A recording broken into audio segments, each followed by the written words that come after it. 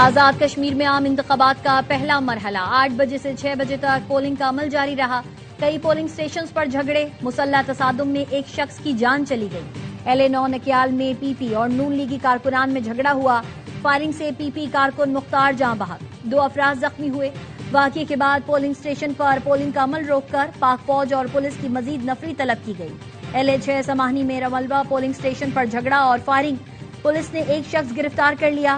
LA6 میں ہی چوکی dispensary polling station سے مسلح افراد بیلٹ باکس اٹھا کر لے گئے۔ بیلٹ باکس لے جانے کی ویڈیو بھی سامنے آ گئی۔ LA8 کوٹلی میں پولنگ سٹیشن پر بھی فائرنگ کا واقعہ۔ برموش پولنگ سٹیشن پر تصادم کے بعد پولنگ متاثر، دوبارہ پولنگ کا عمل شروع نہ ہو سکا۔ کوٹلی LA12 میں بھی نون لیگ اور PP کارکنان میں جھگڑا۔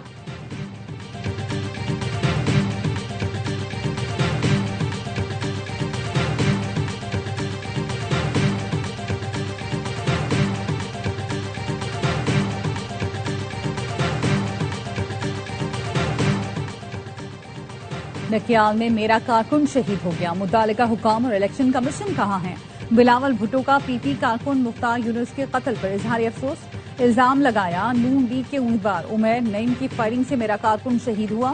2 روز قبل نون لیگی رہنما کی کھلے عام فائرنگ کی ویڈیو منظر عام پر آئی تھی۔ فائرنگ کا نوٹس لیا جاتا تو آج انسانی زندگی کی قیمت ادا نہ کرنا پڑتی۔ شہید مختار یونس جاوید بھڑوانوی کے ساتھ مل کر مؤثر مہم چلا رہا تھا۔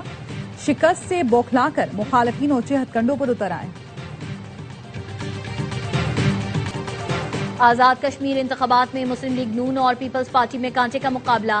پہلے مرحلے میں 13 حلقوں میں ہونے والے الیکشن کے غیر سرکاری غیر حتمی نتائج کے مطابق اب تک مسلم لیگ نون کو 7 حلقوں میں حریفوں پر برتری ہے، جبکہ 5 حلقوں میں جیالے امیدوار آگے ہیں۔ ایک جگہ استحکام پاکستان پارٹی کے امیدوار کو حریفوں پر برتری۔ LA1 Mirpur, LA3، LA4، LA5، LA6 اور LA7 میں مسلم لیگ نون کے امیدواروں کو حریفوں پر برتری حاصل ہے۔ LA2، LA8، LA9، LA10 اور LA12 میں جیالے امیدوار آگے ہیں، جبکہ LA13 میں استحکام پاکستان پارٹی کے انصر عبدالی پہلے نمبر پر ہیں۔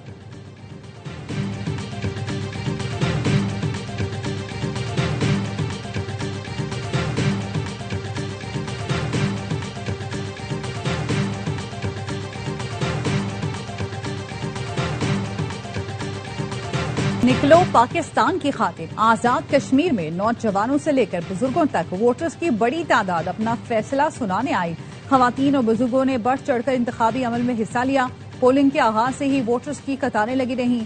پاکستان سے محبت کے اظہار کے لیے بزرگ شہری سبز رنگ کا لباس پہن کر ووٹ ڈالنے آئے، جس پر کشمیر بنے گا پاکستان کا نعرہ لکھا تھا۔ کوٹلی میں 90 سالہ بزرگ ویل چیئر پر بیٹے اور پوتے کے ساتھ قومی فریضہ ادا کرنے پہنچے۔ میرپور کے عوام نے غیر جمہوری قوتوں کو مسترد کر کے ووٹ کے حق کا بھرپور استعمال کیا۔ کالعدم کمیٹی کی لانگ مارچ کی کال مسترد کر کے انتخابی عمل میں تاریخی شرکت کی۔ غیر معمولی ٹرن آؤٹ کے باعث پولنگ کا وقت 1 گھنٹہ بڑھایا گیا۔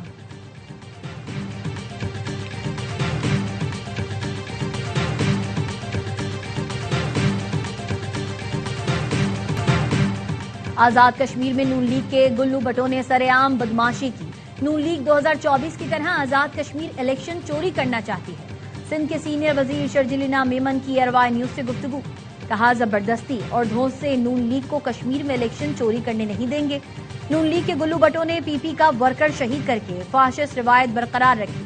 نون لیگی قیادت کا کان کھول کر سن لے، کشمیر کا پرامن ماحول خراب ہونے نہیں دیں گے۔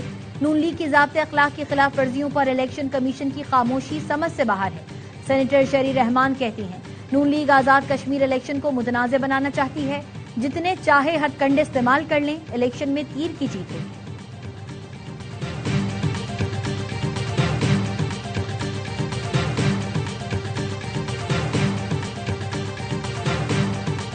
مخالفین رو رہے ہیں کہ مظفر آباد کو بسیں کیوں دیں۔ پنجاب کی سینئر وزیر مریم اورنگزیب کا راولپنڈی میں خطاب، کہا نون لیگ کی خدمت کو ووٹوں میں آپ نے تبدیل کروانا ہے۔ نواز شریف، شہباز شریف اور مریم نواز ہمیشہ اپنے وعدوں کو پورا کرتے ہیں۔ وزیر اطلاعات پنجاب عظمہ بخاری کہتی ہیں میرپور ڈویژن کے الیکشن میں ابھی سے رونا پیٹنا شروع ہو گیا۔ خالی برتن بج رہے ہیں، الٹے سیدھے منہ بنا کر بڑوں کی توہین کر کے ووٹ مانگنا اچھا طریقہ نہیں۔ لاہور میں مسلسل 5 گھنٹے بارش ہوئی، ہم نے یہ نہیں کہا کہ زیادہ بارش ہوتی ہے تو زیادہ پانی آتا ہے۔ میرپور، حیدرآباد اور کشمور کے عوام کو آپ بھی بسوں کا تحفہ دیں۔ میرے قائد نے کشمیر میں اپنا منشور دیا، آپ بھی اپنا منشور دیں۔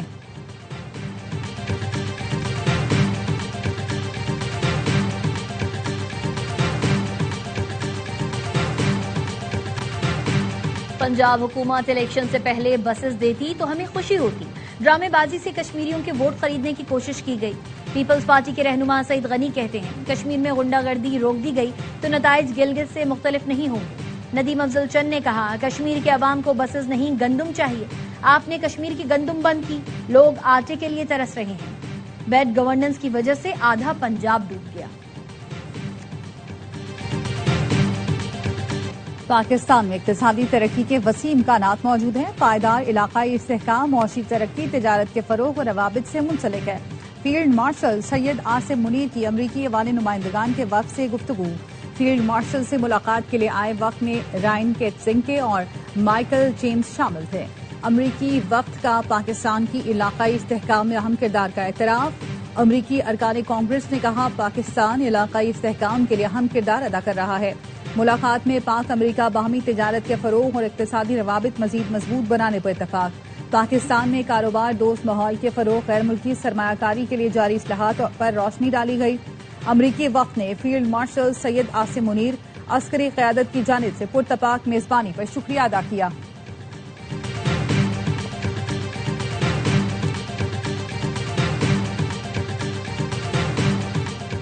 جنرل سید عامر رضا نے کمانڈر نیشنل اسٹریٹجک کمانڈ کا عہدہ سنبھال لیا۔ جنرل عامر رضا کو گارڈ آف آنر پیش کیا گیا۔ جنرل عامر رضا نے یادگار شہداء پر پھول رکھے اور فاتحہ خوانی کی۔ فیلڈ مارشل سید عاصم منیر سے کمانڈر نیشنل اسٹریٹجک کمانڈ کی GHQ میں ملاقات۔ فیلڈ مارشل نے جنرل عاصم رضا کو نئی ذمہ داریاں سنبھالنے پر مبارکباد دی۔ پاکستان کی بھارتی وزیر دفاع کے اشتعال انگیز بیانات کی شدید مذمت۔ وزیر دفاع خواجہ آصف کہتے ہیں بھارت پروپیگنڈے سے تسلیم شدہ قانونی حقائق مسخ نہیں کر سکتا۔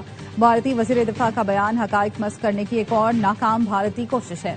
بھارتی بیانات سے مقبوضہ کشمیر کی متنازع حیثیت تبدیل نہیں ہو سکتی۔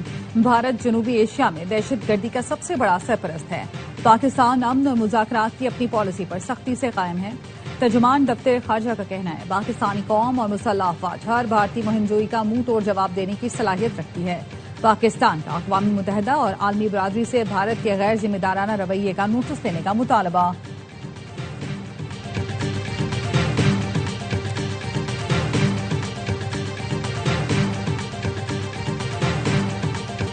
ایران سے مذاکرات ناکام ہوئے تو بھرپور فوجی کارروائی کریں گے۔ صدر ٹرمپ کی امریکی ویب سائٹ ایکزیوس سے گفتگو۔ کہا حملے روک کر سفارتکاری کو ایک اور موقع دیا لیکن وقت بہت کم ہے۔ مذاکرات تیزی سے کامیاب ہوں گے یا پھر کوئی معاہدہ نہیں ہوگا۔ ٹرمپ کا کہنا تھا ثالث ممالک کی درخواست پر کارروائی مؤخر کی۔ ایران معاہدہ کرنا چاہتا ہے۔ کل اسرائیلی وزیراعظم نیتن یاہو سے ملاقات میں ایران سے متعلق آئندہ حکمت عملی پر بات ہوگی۔ ایسوسی ایٹڈ پریس نے دعویٰ کیا ہے کہ امریکہ اور ایران کو مذاکرات کی میز پر واپس لانے کی کوشش میں پیش رفت ہوئی ہے۔ علاقائی حکام کے حوالے سے بتایا پاکستان اور قطر نے دونوں ممالک میں فاصلے کم کرنے کے لیے کام تیز کر دیا ہے۔ مقصد حالیہ کشیدگی کے بعد ٹوٹنے والی عبوری جنگ بندی کی بحالی۔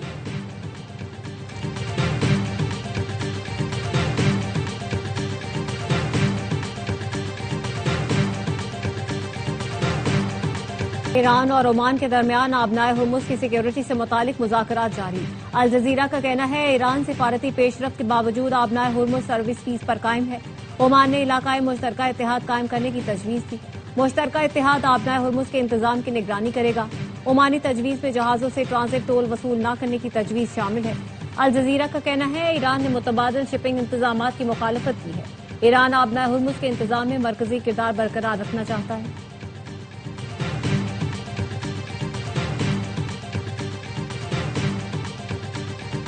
خلیج فارس کے کچھ ملکوں نے ایران پر حملوں میں آزادانہ طور پر حصہ لیا جس کا ذمہ دار امریکہ ہے۔ ایرانی وزارت خارجہ کے ترجمان اسماعیل بقائی کی نیوز کانفرنس۔ کہا ایران امریکہ کو یہ طے کرنے کی اجازت نہیں دے گا کہ جنگ کب ختم ہوگی۔ آبنائے ہرمز بدستور بند ہے اور اس معاملے پر عمان سے مذاکرات جاری ہیں۔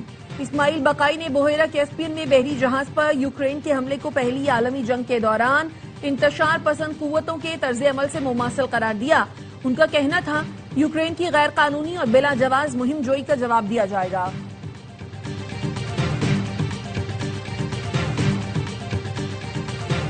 بحیرہ کیسپین میں ایرانی تجارتی جہاز پر یوکرینی حملے کا جواب لازمی دیا جائے گا۔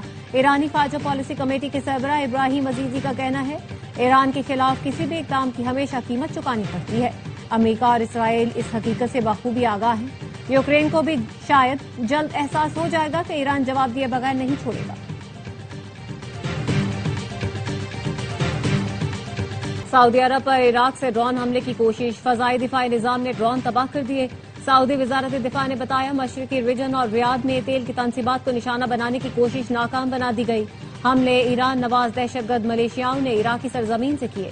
سعودی عرب کو اپنی سرزمین اور تنصیبات کے دفاع کا مکمل حق حاصل ہے۔ حملے کا جواب مناسب وقت پر دیا جائے گا۔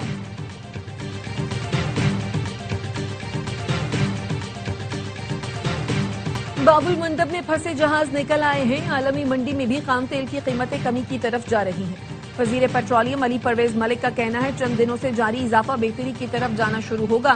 قیمتیں کتنی کم ہوں گی آگرہ فارمولے کے تحت تعین کرے گا۔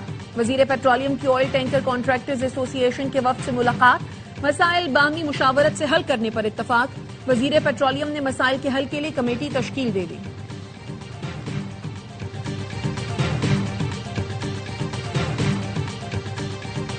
امریکہ اور ایران کے درمیان کشیدگی میں کمی، عالمی منڈی میں خام تیل کی قیمتیں گر گئیں۔ برنٹ خام تیل کی قیمت میں 10.41% کمی، فی بیرل $88.16 پر ٹریڈ کر رہا ہے۔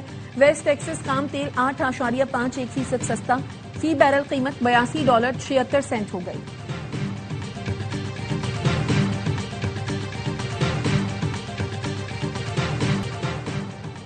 2.5 سال میں معاشی استحکام کی جانب اہم پیش رفت کی، حکومت کی توجہ پائیدار معاشی ترقی کے حصول پر مرکوز ہے۔ وزیر خزانہ محمد اورنگزیب کی اڑان اوورسیز پاکستانی سمر اسکالرز پروگرام کے شرکاء سے گفتگو، کہا برآمدات میں اضافے، سرمایہ کاری کے فروغ اور مالیاتی نظم و ضبط پر توجہ دے رہے ہیں۔ پاکستان کی عالمی کیپٹل مارکیٹس میں کامیاب واپسی ہوئی، اپنا پہلا پینڈا بانڈ جاری کر کے عالمی کیپٹل مارکیٹس میں اہم قدم اٹھایا۔ ڈیجیٹل معیشت کے لیے پاکستان ورچوئل اثاثہ جات ریگولیٹری اتھارٹی قائم کی گئی۔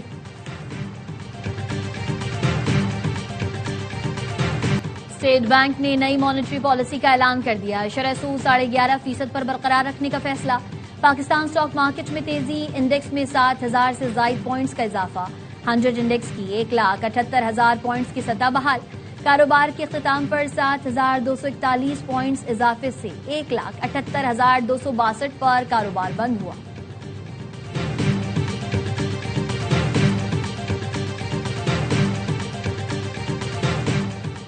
ڈیجیٹل مواد کی تیاری وقت کی اہم ضرورت بن چکی ہے۔ حکومت مختصر مدتی تربیتی کورسز کے ذریعے صحافیوں کی پیشہ ورانہ صلاحیتوں میں اضافہ کرے گی۔ وزیر اطلاعات عطا طارق کا اسلام آباد میں نیشنل پریس کلب کی ویب سائٹ کی افتتاحی تقریب سے خطاب، کہا حکومت صحافیوں کی فلاح و بہبود کے لیے پرعزم ہے۔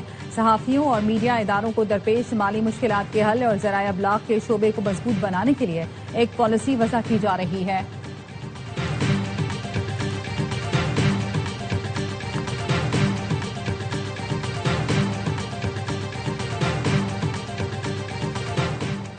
فیلڈ مارشل کی مسلسل کاوشوں سے کشیدگی میں دوبارہ کمی آئی۔ وزیر داخلہ محسن نقوی کی حافظ نعیم الرحمان سے ملاقات میں گفتگو، ملک کی مجموعی صورتحال اور علاقائی امور پر بات چیت کی گئی، عوامی مسائل کے حل سے متعلق مشاورت۔